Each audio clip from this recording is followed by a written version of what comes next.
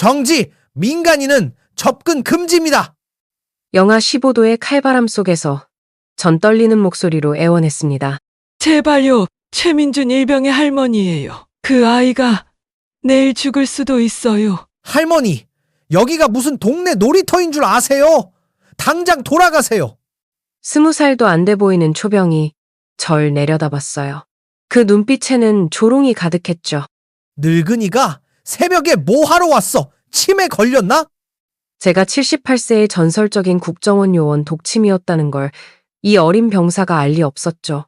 하지만 그보다 더 참을 수 없었던 건 새벽 3시에 받은 그 문자였어요. 철벽 작전.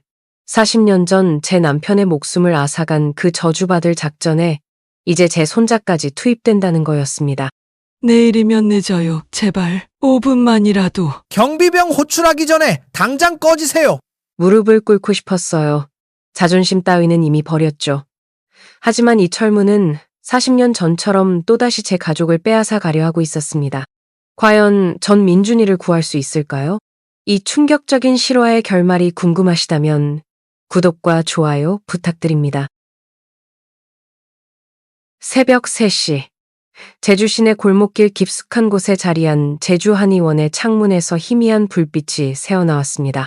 약재 특유의 진한 향이 공기 중에 은은하게 퍼져 있었죠. 김순자 원장은 약재실에서 당귀와 환기를 정리하던 손을 멈췄습니다. 주머니 속 휴대폰이 진동하고 있었어요. 78세의 나이가 무색하게 그녀의 손놀림은 여전히 정확했습니다. 수십 년간 침을 놓아온 한의사의 손이었죠. 하지만 지금 이 순간 그 노련한 손이 미세하게 떨리기 시작했습니다. 화면에 뜬 발신자 표시는 없었어요. 일반인이라면 스팸 문자로 여기고 지나쳤을 겁니다. 하지만 순자는 달랐죠. 이 번호가 무엇을 의미하는지 너무나 잘 알고 있었습니다. 긴급, 민준이가 특수작전 투입, 내일 북상, 정보원. 짧은 문자였지만 그 무게는 천근만근이었습니다. 순자는 약재 선반을 짚고 겨우 몸을 지탱했어요. 심장이 불규칙하게 뛰기 시작했죠. 40년 전 북한 작전에서 받은 상처가 아직도 그녀를 괴롭히고 있었습니다. 최민준, 그녀의 유일한 손자였어요. 아니, 더 정확히 말하면 살아남은 유일한 혈육이었죠. 큰아들과 작은아들은 모두 장성이 되어 가정을 꾸렸지만 민준이만큼은 달랐습니다. 어릴 때부터 희귀병을 앓았던 아이, 그녀가 목숨을 걸고 북한에서 빼낸 약재로 겨우 살려낸 아이였죠. 순자는 떨리는 다리를 이끌고 약재실 가장 깊은 곳으로 걸어갔습니다. 겉으로 보기엔 평범한 약장이었지만 그녀만이 아는 비밀 장치가 숨겨져 있었어요. 세 번째 서랍 안쪽의 작은 버튼을 누르자 희미한 기계음과 함께 벽면 일부가 열렸습니다. 30년 전 한의원을 개업할 때부터 준비해둔 비밀 공간이었죠. 국가정보원 현역 시절의 습관은 은퇴 후에도 사라지지 않았습니다. 아니, 어쩌면 진짜 은퇴란 없었는지도 모르죠. 한번 정보원은 영원한 정보원이니까요. 좁은 공간 안에는 먼지 하나 없이 정리된 금속 케이스들이 놓여 있었습니다. 순자는 가장 오래된 케이스를 열었어요. 안에는 특수 제작된 침들이 가지런히 정리되어 있었죠. 겉보기엔 일반 침과 다를 바 없었지만 이것들은 단순한 의료도구가 아니었습니다. 독침, 그것이 그녀의 코드명이었어요. 적진의 침투에 한의사로 위장하며 정보를 수집했던 전설의 요원. 침술로 적을 제압하고 때로는 고문을 통해 정보를 빼내기도 했죠. 하지만 그 모든 것이 과거가 되었다고 생각했었습니다. 적어도 오늘 새벽까지는요. 또 다른 케이스를 열자 낡은 서류들이 나타났습니다. 40년 전의 작전 보고서, 그리고 그녀가 평생 짊어진 죄책감의 증거들이었죠. 가장 위에 놓인 사진 한 장이 그녀의 시선을 사로잡았습니다. 젊은 시절의 남편, 최상호의 모습이었어요. 여보, 민준이가 당신처럼 될 수는 없어요. 그녀의 목소리는 공허하게 울렸습니다. 최상호도 특수부대 요원이었죠. 40년 전 그 운명의 날, 순자가 확보한 정보를 기다리며 DMZ 근처에서 대기하고 있었습니다. 하지만 그녀가 적 요원에게서 정보를 빼내는데 예상보다 시간이 걸렸고 결국 상호는 정보 없이 작전에 투입되었어요. 그리고 돌아오지 못했죠. 순자는 깊은 한숨을 내쉬며 비밀 금고에서 또 다른 물건을 꺼냈습니다. 검은색 가죽 수첩이었어요. 겉표지는 세월의 흔적으로 닳아 있었지만 안의 내용은 여전히 선명했죠. 북측 이중 간첩들의 명단, 해외 정보망 연락처, 그리고 30년간 한의원을 운영하며 수집한 각국 요원들의 정보가 빼곡히 적혀 있었습니다. 이걸 써야 하는 날이 오고 말았군요. 그녀는 수첩을 가슴에 품고 잠시 눈을 감았습니다. 과거의 기억들이 파도처럼 밀려왔어요. 평양의 차가운 겨울, 적진에서 한의원을 운영하며 보낸 고독한 날들, 그리고 남편의 전사 소식을 들었던 그날의 충격까지. 하지만 지금은 과거에 빠져 있을 때가 아니었죠. 순자는 재빨리 움직이기 시작했습니다. 먼저 진료실로 가서 의료 가방을 꺼냈어요. 겉으로 보기엔 평범한 왕진 가방이었지만 이것 역시 특수 제작품이었죠.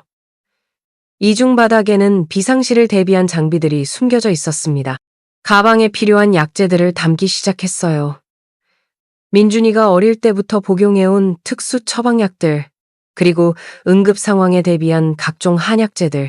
그녀의 손놀림은 빠르고 정확했죠. 수십 년의 경험이 몸에 배어 있었습니다. 민준이 녀석 할머니가 준 부적은 차고 다니는지. 그녀는 작년 민준이의 입대를 앞두고 특별히 만들어준 부적을 떠올렸습니다.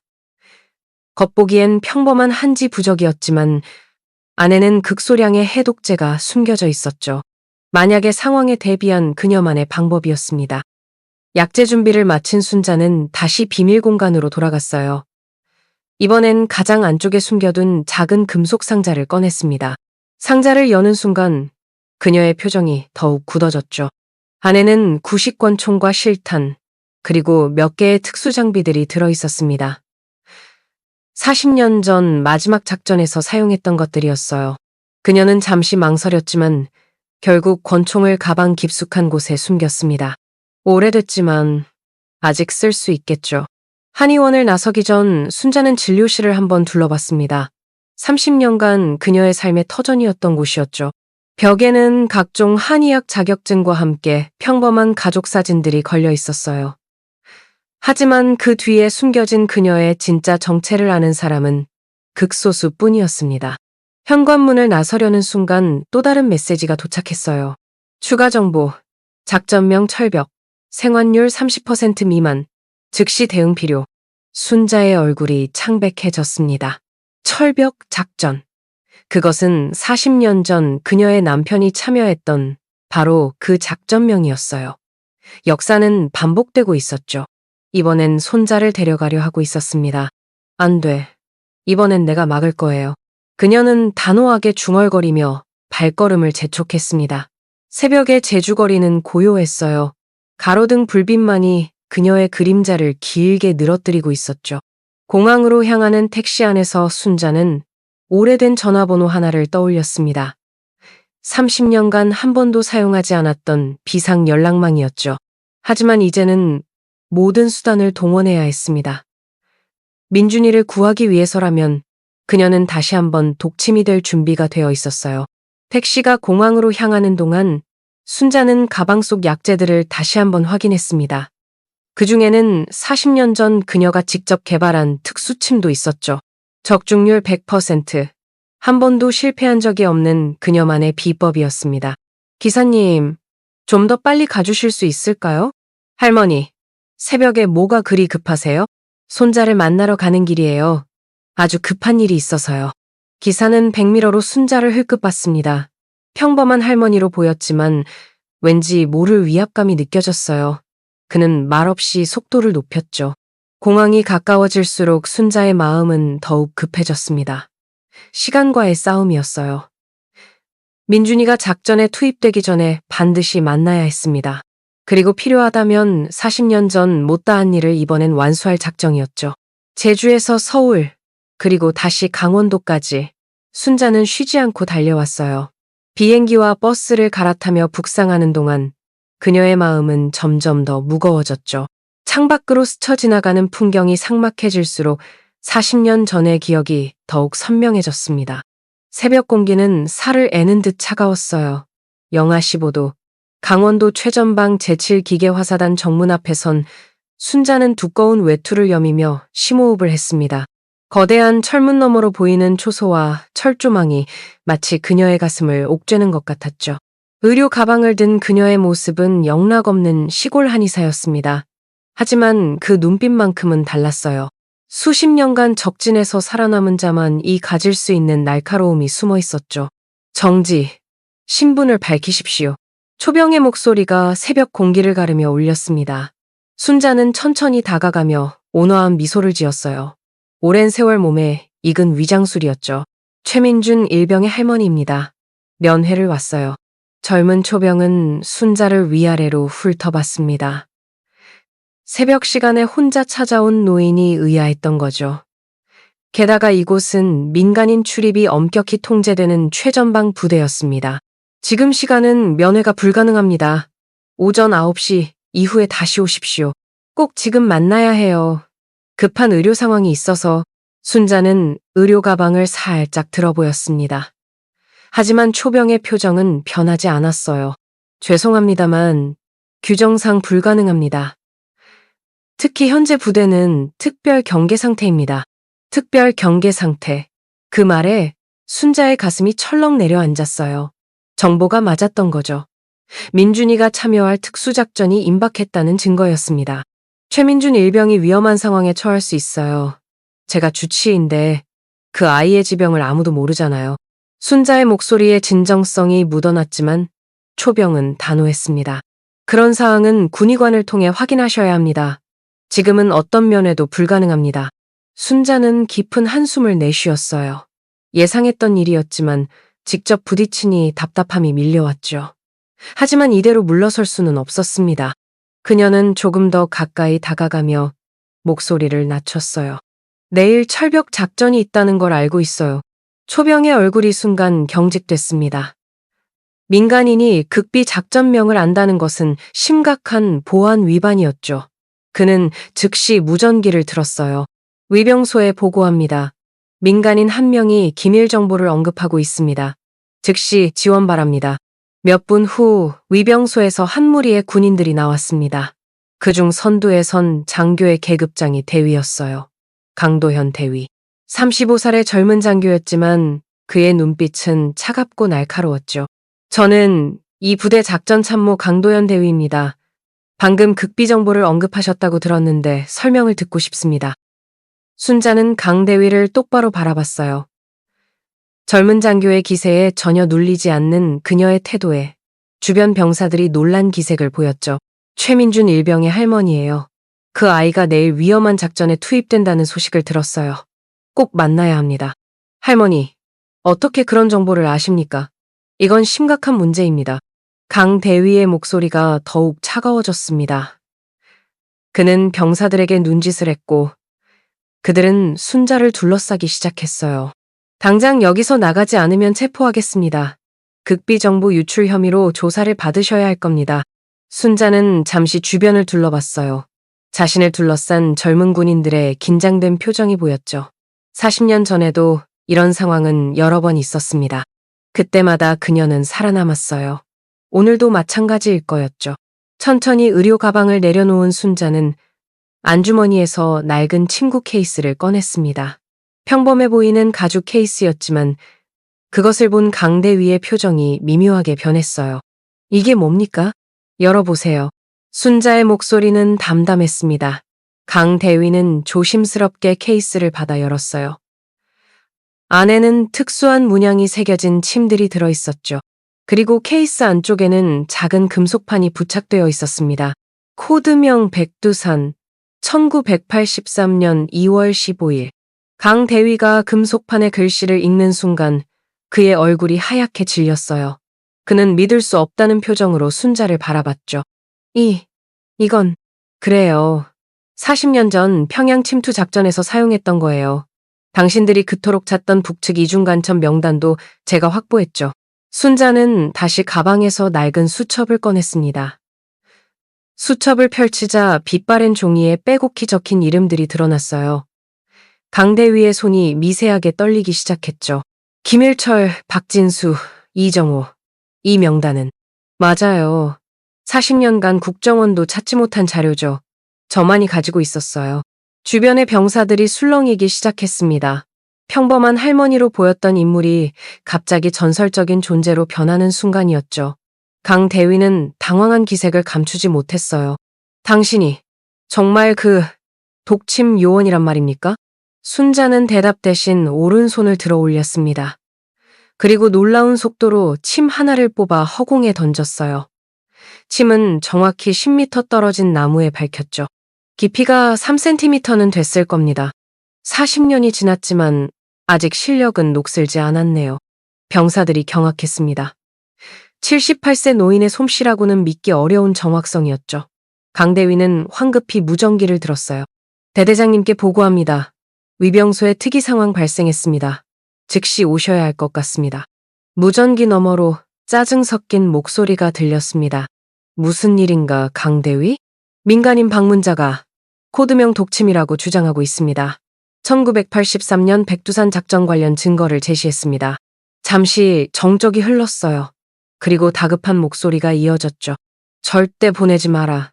내가 지금 간다. 순자는 차가운 바람을 맞으며 서 있었습니다. 시간이 흐를수록 마음은 더욱 조급해졌어요. 민준이를 만나야 했습니다. 작전 전에 반드시 전해야 할 것들이 있었죠.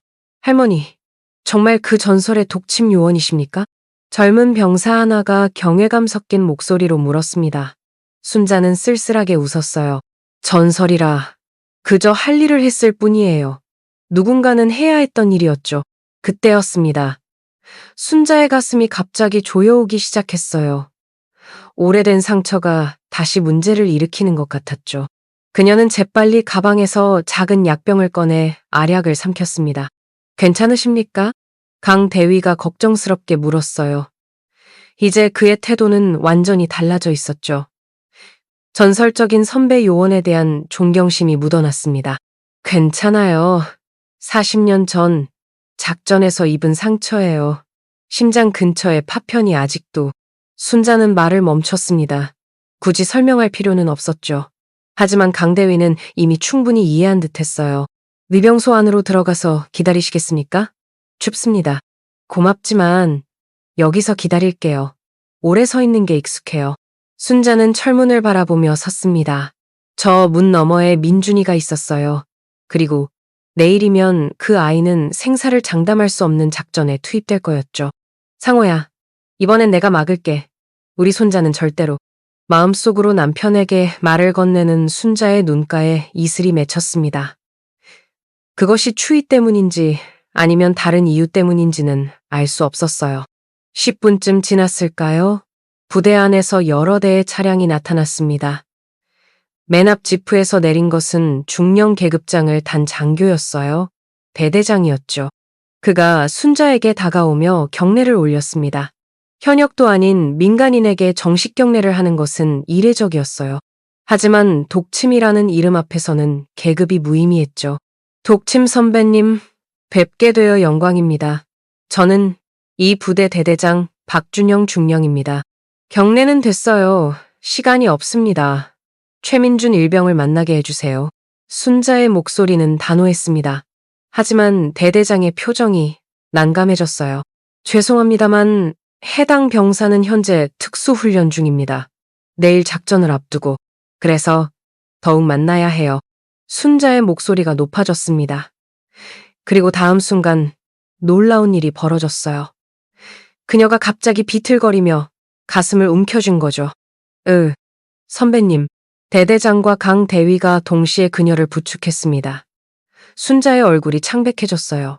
식은땀이 흐르기 시작했죠. 심장이 오래된 상처가. 그녀가 쓰러지기 직전 간신히 말을 이어갔습니다. 민준이 아버지처럼 죽게 놔둘 순 없어. 차가운 의무실 침대에서 순자가 눈을 떴을 때 가장 먼저 느낀 건 소독약 냄새였어요. 그리고 두 번째는 자신의 가슴에서 규칙적으로 뛰는 심장 소리였죠. 아직 살아있다는 증거였습니다.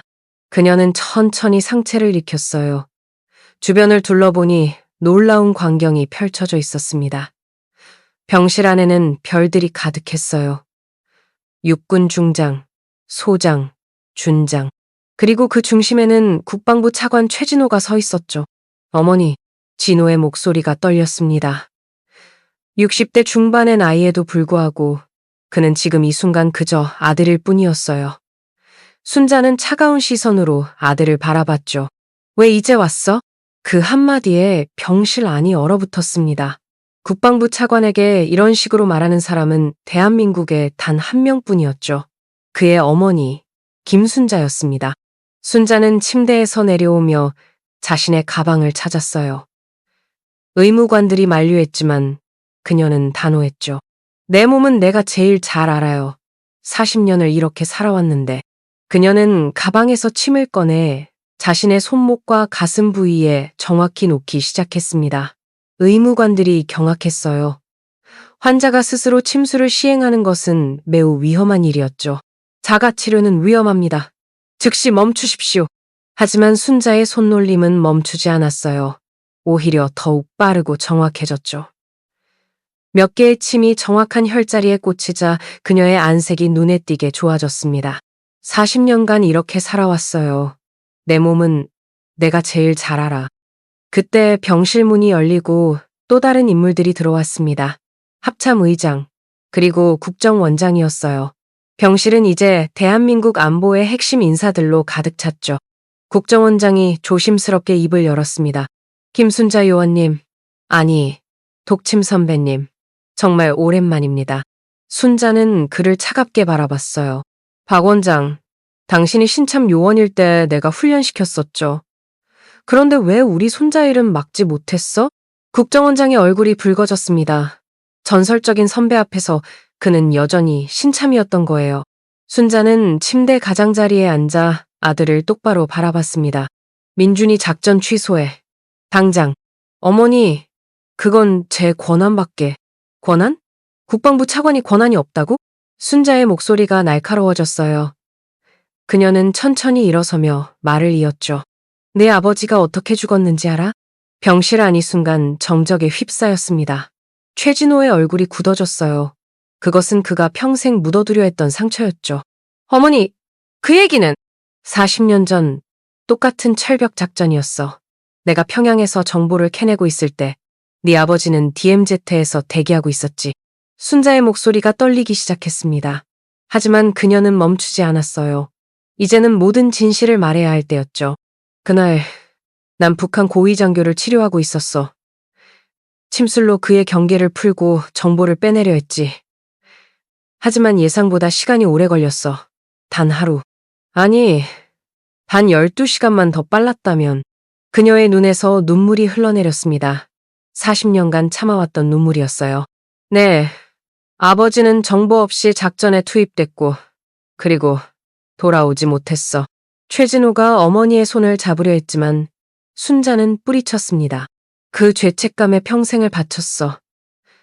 한의원을 운영하며 외국 정보원들을 감시했고 때로는 그들을 치료하며 정보를 수집했지. 너희 둘을 군인으로 키운 것도 속죄의 일부였어. 합참의장이 놀란 표정으로 물었어요.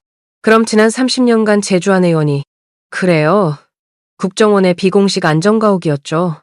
얼마나 많은 정보를 그곳에서 수집했는지 알아요? 러시아 요원, 중국 공작원, 심지어 북한 고정 간첩까지. 국정원장의 얼굴이 창백해졌습니다. 선배님, 그 정보들은 지금 어디에? 순자는 차가운 미소를 지었어요. 안심해요. 아직은 안전한 곳에 있으니까. 하지만 민준이가 작전에 투입된다면 그녀는 가방에서 낡은 수첩을 또 꺼냈습니다. 이번엔 다른 것이었어요. 표지에 제주 한의원 진료 기록이라고 적혀 있었죠. 30년간 모은 해외 요원들의 진료 기록이에요. 이름, 얼굴, 신체 특징, 건강 상태, 그리고 그들이 치료받으며 무심코 흘린 정보들까지. 수첩을 펼치자 빼곡히 적힌 기록들이 드러났습니다. 사진과 함께 상세한 메모들이 있었어요. 김일성 대학 출신 공작권, 청산, 1995년 3월 허리 디스크로 내원, 치료 중 평양 지하 벙커 위치 언급, 중국 국안부 요원, 왕서방, 2003년 7월 불면증 치료, 최면 침술 중 동북 삼성 공작 계획 누설. 페이지를 넘길 때마다 더욱 충격적인 내용들이 나왔어요. 병실에 있던 고위 인사들의 표정이 점점 심각해졌죠. 이게 공개되면 국제적 파장이 불가피하겠죠. 각국과의 외교 관계는 물론 우리 정보 자산들도 위험에 처할 거예요. 순자의 목소리는 담담했습니다. 협박이 아니라 사실을 말하는 것 뿐이었어요. 최진호가 무거운 한숨을 내쉬었습니다. 어머니, 제가 대신 가면 안 될까요? 뭐라고? 민준이 대신 제가 현장 지휘를 맡겠습니다.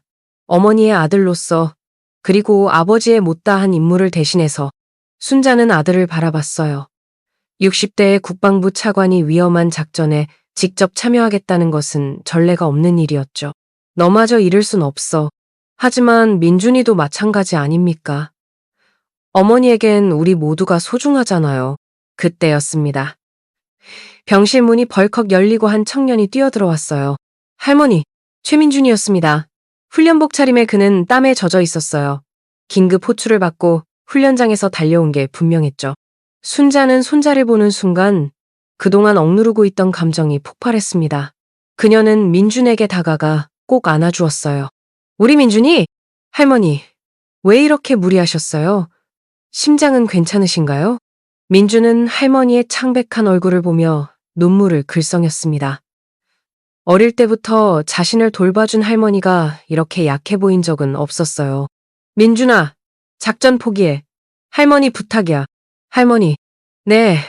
할아버지도 같은 철벽 작전에서 돌아오지 못했어. 민준의 표정이 굳어졌습니다. 할아버지의 죽음에 대해서는 들어 알고 있었지만 같은 작전명이라는 건 처음 알았어요. 그래도 전 군인입니다, 할머니. 명령을 거부할 순 없어요. 민준아, 죄송해요. 하지만 이건 제 신념이에요. 할아버지도 그러셨겠죠? 순자는 손자의 단호한 눈빛을 봤습니다. 40년 전 남편의 눈빛과 똑같았어요. 그 고집스러운 신념, 그 뜨거운 애국심까지. 병실 안은 다시 정적에 휩싸였습니다. 국방부 차관부터 국정원장까지 대한민국 최고위 인사들이 한 노파와 젊은 병사 사이의 대화를 숨죽여 지켜봤어요. 순자는 떨리는 손으로 민준의 얼굴을 쓰다듬었습니다. 정말 네 할아버지랑 똑같구나. 그 고집까지도. 그녀의 목소리에는 체념과 자부심이 동시에 묻어났어요. 손자가 자신의 신념을 굽히지 않는 것이 대견하면서도 한편으로는 가슴이 찢어질 듯 아팠죠. 최진호가 조용히 입을 열었습니다. 민준아, 너의 결정을 존중한다. 하지만 할머니의 마음도 이해해 주렴. 우리 가족은 이미 충분히 희생했으니까. 민준은 외삼촌을 바라봤어요.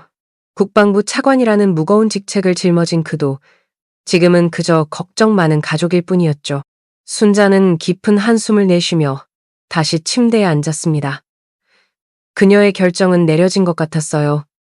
하지만 그 눈빛에는 아직 포기하지 않은 무언가가 남아 있었죠. 병실의 무거운 침묵을 깨뜨린 것은 민준이었습니다. 그는 할머니의 손을 꼭 잡으며 조용히 말했어요. 할머니, 제가 왜 군인이 되었는지 아세요? 순자는 손자의 깊은 눈을 바라봤습니다. 그 눈에는 단순한 젊은이의 패기가 아닌 무언가 더 깊은 신념이 자리 잡고 있었죠.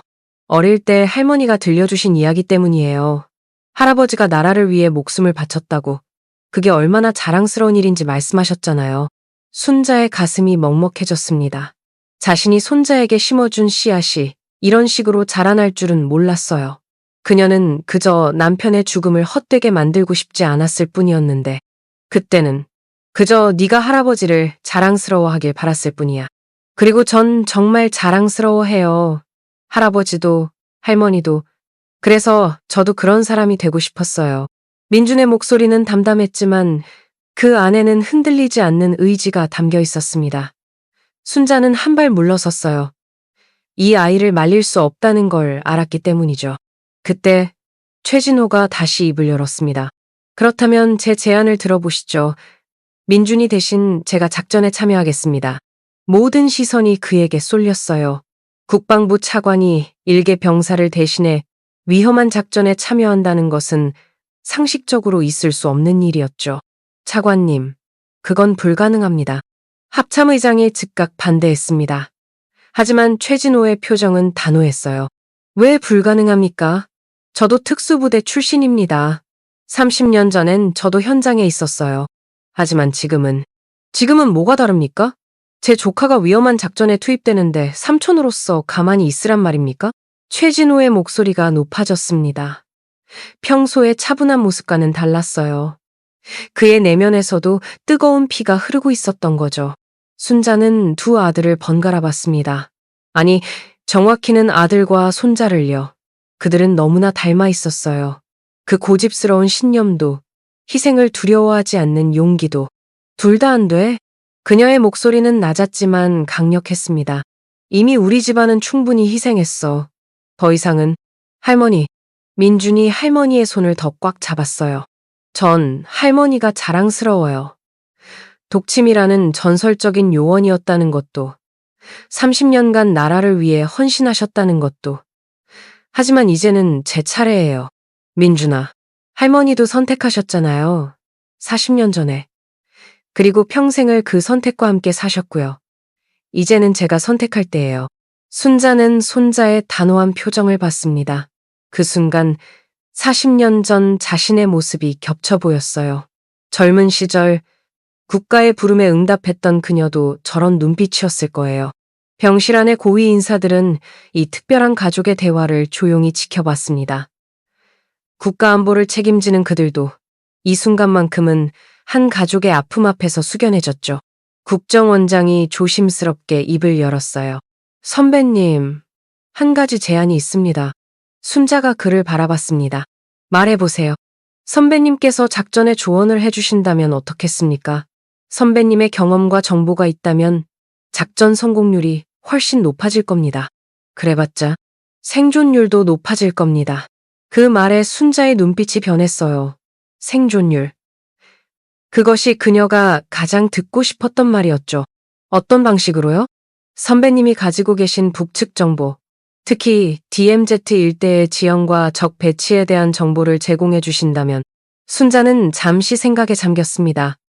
그녀의 머릿속에는 40년간 축적된 정보들이 빼곡히 들어있었어요.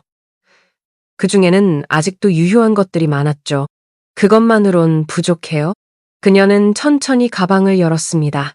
안에서 특별한 침 세트를 꺼냈어요. 다른 침들과는 확연히 달라 보이는 것들이었죠. 이게 뭡니까? 강도연 대위가 궁금한 듯 물었습니다. 순자는 침 하나를 들어보이며 설명했어요. 40년간 연구한 특수침법이에요. 특정 혈자리를 자극하면 신체 능력이 일시적으로 향상됩니다. 집중력, 반응 속도, 지구력까지. 의무관이 놀란 표정으로 끼어들었습니다. 그런 게 의학적으로 가능합니까? 서양 의학으로는 설명할 수 없겠죠. 하지만 제가 살아있다는 게 증거 아닌가요? 40년 전 심장 근처의 파편을 맞고도 여전히 활동하고 있으니. 순자는 민준에게 다가갔어요. 이 침을 맞으면 위급한 순간에 도움이 될 거야. 단, 부작용도 있어. 효과가 끝나면 극도의 피로감이 몰려올 거야. 할머니, 거부하지 마. 이게 내가 너를 보낼 수 있는 유일한 조건이야. 민준은 고개를 끄덕였습니다. 할머니의 간절한 마음을 거부할 수 없었어요. 순자는 능숙한 손놀림으로 민준의 특정 혈자리에 침을 놓기 시작했습니다. 목 뒤, 손목, 발목, 그리고 가슴 부위까지 그녀의 손놀림은 예술에 가까웠어요. 이 혈자리를 기억해. 위급할 때 스스로 지압할 수도 있어. 3분간 초인적인 힘이 생길 거야. 단, 한 번뿐이니 정말 위급할 때만 써. 주변에서 지켜보던 사람들이 감탄했습니다. 전설적인 독침 요원의 비법을 직접 보는 순간이었으니까요. 최진호가 어머니에게 다가왔어요. 어머니, 저도. 너는 안 돼. 이미 나이가 있잖아. 이 침법은 젊은 사람만 견딜 수 있어. 하지만 대신 너는 여기서 작전을 지휘해. 네 경험과 판단력이 필요할 거야. 순자는 다시 가방을 뒤적였습니다. 이번엔 작은 약병들을 꺼냈어요. 이건 해독제야. 만약 적이 독을 사용할 경우를 대비한 거지. 그리고 이건 지혈제. 내가 직접 만든 거야. 그녀는 하나하나 민준에게 전달하며 사용법을 설명했습니다. 마치 어머니가 아이를 먼 길에 보내며 도시락을 싸주듯이요. 할머니, 너무 많아요. 많긴 뭐가 많아. 다 필요한 거야. 순자의 눈에 눈물이 맺혔지만 그녀는 애써 참았어요. 손자 앞에서 약한 모습을 보이고 싶지 않았던 거죠. 합참의장이 시계를 확인하며 말했습니다. 작전 브리핑이 곧 시작됩니다. 민준 일병도 참석해야 합니다. 잠깐만요. 순자는 마지막으로 민준을 꼭 안아주었어요. 그녀의 품은 따뜻했지만 동시에 떨리고 있었죠. 꼭 살아서 돌아와. 할머니가 기다릴게. 네, 할머니. 꼭 돌아올게요. 민준이 병실을 나가려는 순간 순자가 불렀습니다. 민준아. 네? 네 할아버지가 마지막으로 남긴 말이 뭔지 아니? 민준은 고개를 저었어요. 순자는 깊은 숨을 들이쉬며 말했습니다. 사랑한다. 모두를 지켜주겠다. 그게 마지막 무전이었어. 민준의 눈시울이 붉어졌습니다. 하지만 그는 꿋꿋이 경례를 올렸어요. 저도 모두를 지켜오겠습니다. 할아버지처럼, 그리고 할머니처럼. 그렇게 민준이 병실을 나간 후 순자는 힘없이 침대에 주저앉았습니다. 강한 척했지만 그녀도 한계가 있었어요. 최진호가 어머니 옆에 앉았습니다. 어머니, 민준이는 강한 아이예요. 반드시 돌아올 겁니다. 알아. 내 손자니까. 우리 집안 사람들은 다 그래. 강하고, 고집스럽고, 그리고 바보같이 용감하지. 모자는 잠시 침묵 속에 앉아 있었습니다. 창밖으로는 훈련장으로 향하는 병사들의 모습이 보였어요. 그 중에는 분명 민준도 있겠죠. 순자는 조용히 중얼거렸습니다. 이제 시작이구나. 다음 날 새벽 4시, 작전 개시 2시간 전이었습니다. 부대 내 특수 브리핑룸은 팽팽한 긴장감으로 가득했어요. 작전에 참여할 12명의 정예 요원들이 모여 있었죠. 그들 사이에서 가장 어린 민준의 모습이 보였습니다. 순자는 의료 가방을 들고 천천히 안으로 들어왔어요. 어제와는 달리 그녀의 표정은 담담했습니다. 이미 마음의 준비를 마친 듯했죠. 뒤따라 들어온 최진호 차관과 작전 지휘관들의 표정도 무거웠습니다. 여러분, 이분은 김순자 원장님이십니다. 작전팀장이 소개했지만 그들 대부분은 이미 알고 있었어요. 전설의 독침 요원. 그 이름만으로도 경외감을 불러일으키기 충분했죠. 순자는 작전 팀원들을 하나하나 살펴봤습니다. 모두 잘 훈련된 정예 요원들이었어요. 하지만 그녀의 눈에는 아직 부족한 점들이 보였죠. 40년의 경험이 말해주는 직감이었습니다. 시간이 없으니 바로 시작하겠습니다. 그녀는 침 세트를 펼쳤어요. 은빛으로 빛나는 특수침들이 가지런히 놓여 있었죠. 팀원들이 긴장한 표정으로 그녀를 바라봤습니다. 먼저 팀장님부터. 30대 후반의 팀장이 앞으로 나왔어요. 순자는 그의 맥을 짚어보고는 고개를 끄덕였습니다. 체력은 좋지만 긴장이 심하네요. 이렇게 긴장하면 판단력이 떨어져요. 그녀의 손이 빠르게 움직였습니다. 목 뒤, 어깨, 손목에 정확히 침이 꽂혔어요. 팀장의 표정이 점점 편안해졌죠. 몸이 가벼워지는 것 같습니다. 당연하죠. 기혈순환을 도왔으니까. 이제 다음 분. 한 명씩 차례로 침을 맞았습니다. 순자는 각자의 체질과 상태에 맞춰 다른 혈자리를 자극했어요. 그녀의 손놀림은 마치 예술가의 붓질 같았죠. 정확하고 우아했습니다. 민준의 차례가 왔을 때 순자의 손이 잠시 멈췄어요. 하지만 곧 평정심을 되찾고 침을 놓기 시작했습니다. 다른 팀원들보다 더 많은 혈자리를 자극했죠. 할머니, 왜 저만? 넌 아직 어려. 더 많은 보호가 필요해. 작은 목소리로 나눈 대화였지만 그 안에는 깊은 애정이 담겨 있었어요. 침술이 끝나자 순자는 테이블 위에 지도를 펼쳤습니다. DMZ 일대의 상세한 지형도였어요. 하지만 일반적인 군사 지도와는 달랐죠. 곳곳에 그녀의 필체로 메모가 적혀 있었습니다. 이 지도는 40년 전 제가 직접 정찰하며 만든 겁니다. 물론 지형은 변했겠지만 기본 구조는 같을 거예요. 그녀는 특정 지점을 가리켰어요. 여기, 이 계곡 부근에 자연동굴이 있어요. 북측도 모르는 곳이죠. 위급시 은신처로 쓸 수 있을 겁니다. 작전팀장이 놀란 표정으로 물었습니다. 이런 정보가 왜 공식 기록에는? 제가 혼자 알고 있었으니까요. 만약의 경우를 대비해서 순자는 계속해서 중요한 정보들을 전달했습니다. 북측 초소의 교대 시간, 순찰 경로의 사각지대, 그리고 40년 전 그녀가 설치해둔 비상물자 은닉처까지. 이 바위 밑에 방수 처리된 상자가 묻혀 있을 거예요. 응급 의료품과 식량이 들어있죠. 40년이 지났지만 제대로 보관했다면 아직 쓸 수 있을 겁니다. 팀원들은 놀라움을 감추지 못했어요. 이런 디테일한 정보는 작전 성공률을 크게 높일 수 있었죠. 그리고 가장 중요한 건 순자는 잠시 숨을 고르고 말을 이었습니다. 북측 병사들도 사람이에요. 그들도 두려워하고 가족을 그리워하죠. 필요 이상의 살상은 피하세요. 목표만 달성하고 빠져나오는 게 중요합니다. 그녀의 말에는 경험에서 우러나온 지혜가 담겨 있었어요. 단순한 전술이 아닌 생존의 철학이었죠. 최진호 차관이 앞으로 나왔습니다.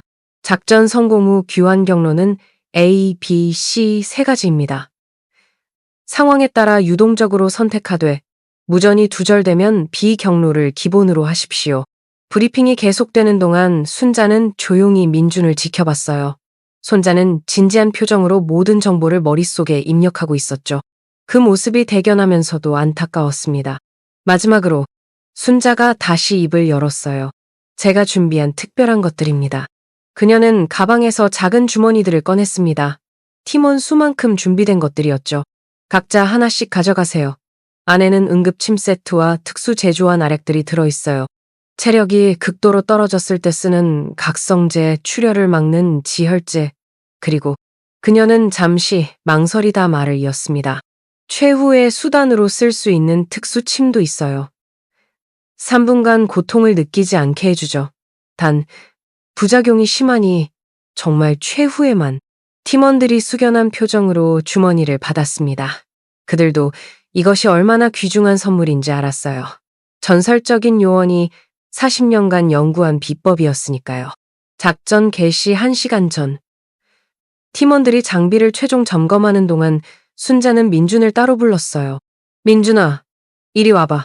할머니와 손자는 조용한 구석에서 마주 섰습니다. 순자는 민준의 군복 주머니에 무언가를 넣어줬어요. 이게 뭐예요? 부적이야. 작년에 네가 입대할 때 줬던 것보다 더 특별한 거지. 민준이 펼쳐보니 작은 한지에 빼곡히 무언가가 적혀 있었어요. 자세히 보니 한자와 함께 이상한 기호들이 그려져 있었죠. 이건 응급시 필요한 혈자리 위치야. 그리고 뒷면에는 해독제 가루가 발라져 있어.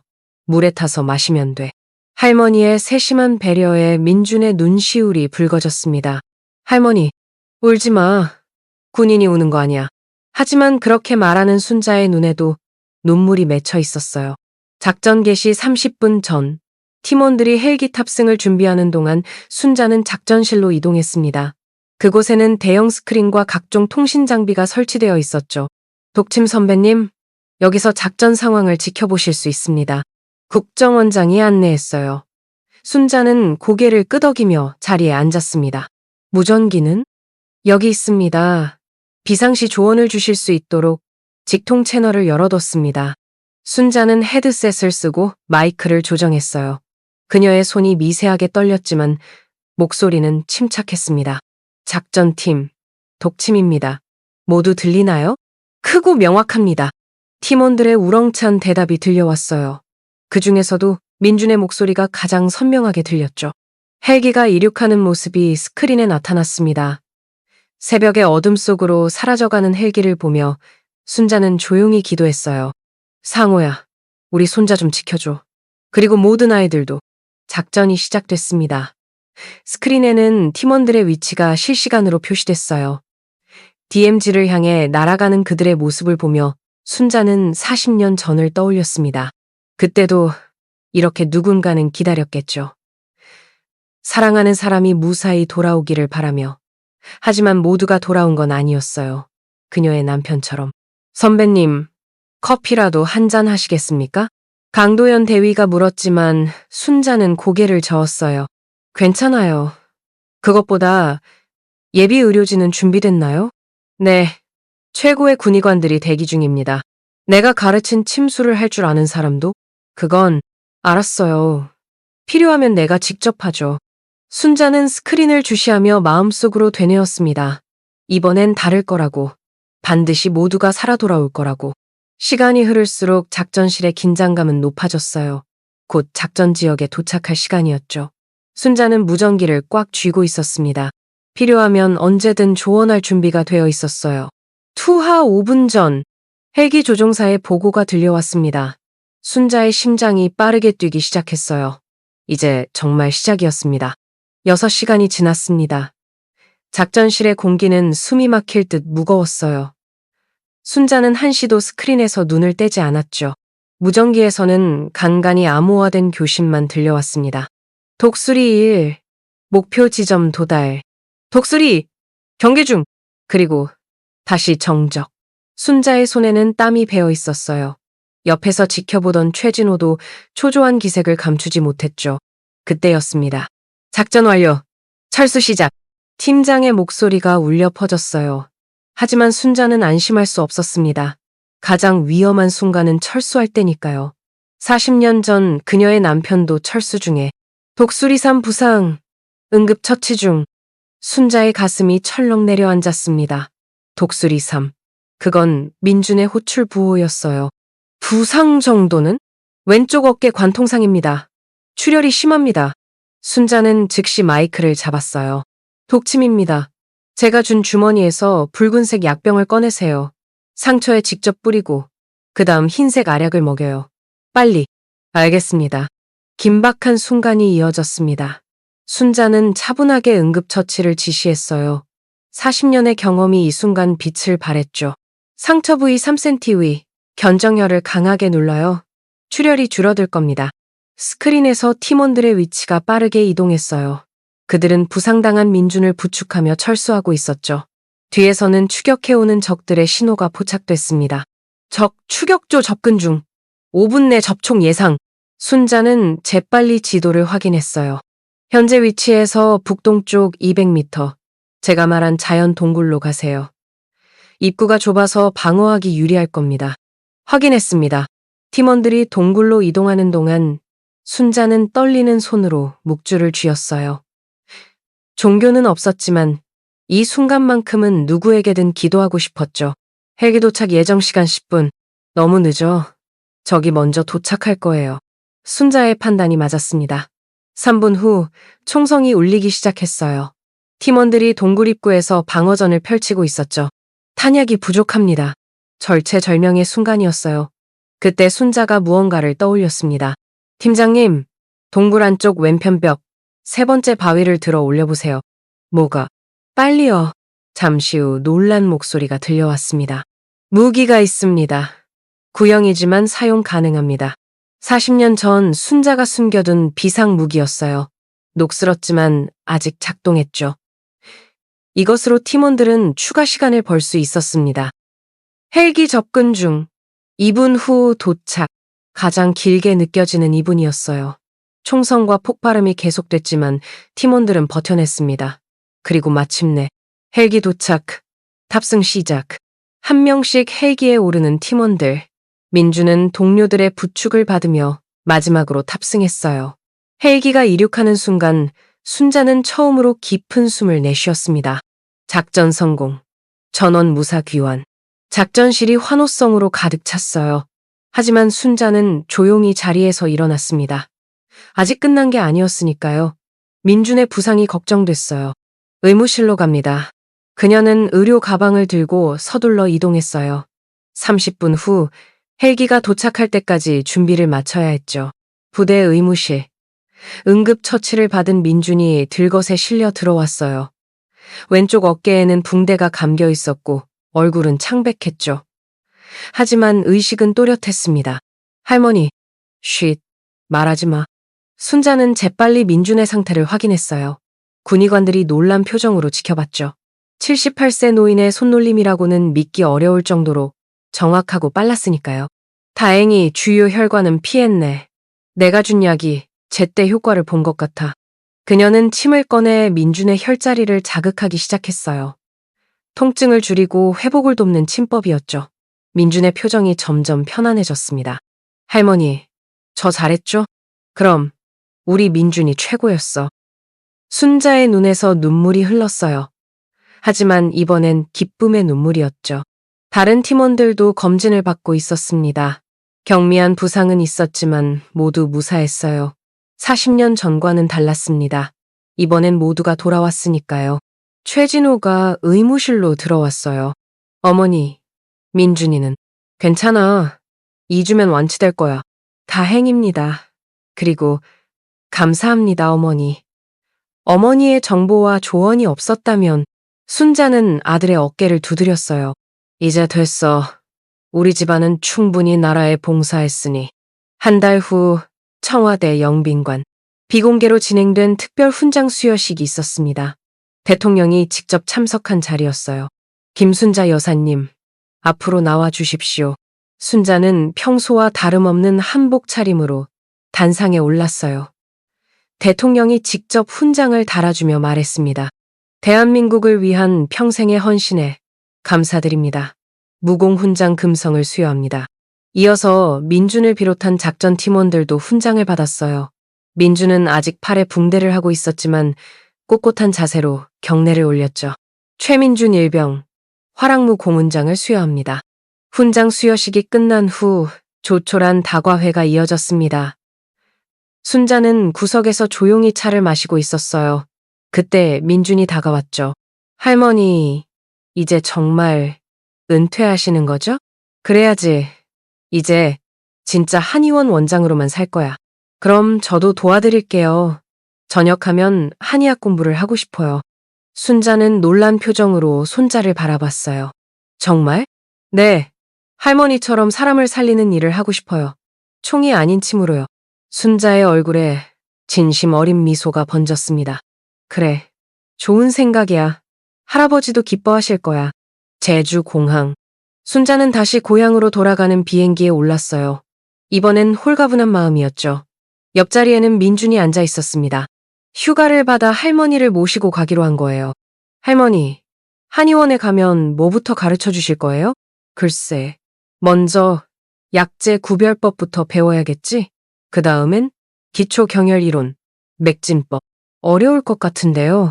40년간 특수작전을 했는데 그것보다야 쉽지. 조선은 웃으며 대화를 나눴어요. 비행기가 이륙하자 창밖으로 서울의 풍경이 멀어져 갔습니다. 그리고 1시간 후 제주의 푸른 바다가 보였어요. 할머니, 저기 한라산이에요. 그래, 집이다. 순자는 평화로운 표정으로 고향의 풍경을 바라봤습니다. 이제 정말 끝이었어요. 40년간의 긴 임무가 드디어 막을 내린 거죠. 제주안의원에 도착했을 때 오랜 단골 환자들이 기다리고 있었어요. 원장님, 어디 갔다 오셨어요? 허리가 아파서. 김 할머니 무릎은 어떠세요? 순자는 환한 미소로 그들을 맞았습니다. 어서 오세요. 다들 기다리셨죠? 이제 곧 진료 시작할게요. 민준이 한의원 간판을 올려다봤어요. 제주한의원이라는 소박한 글씨가 정겨워 보였죠. 할머니, 저도 언젠가는 이런 한의원을 차리고 싶어요. 그래, 하지만 비밀 공간은 만들지 마라. 네? 농담이야. 조손이 함께 웃으며 한의원으로 들어갔습니다. 약재 냄새가 가득한 공간.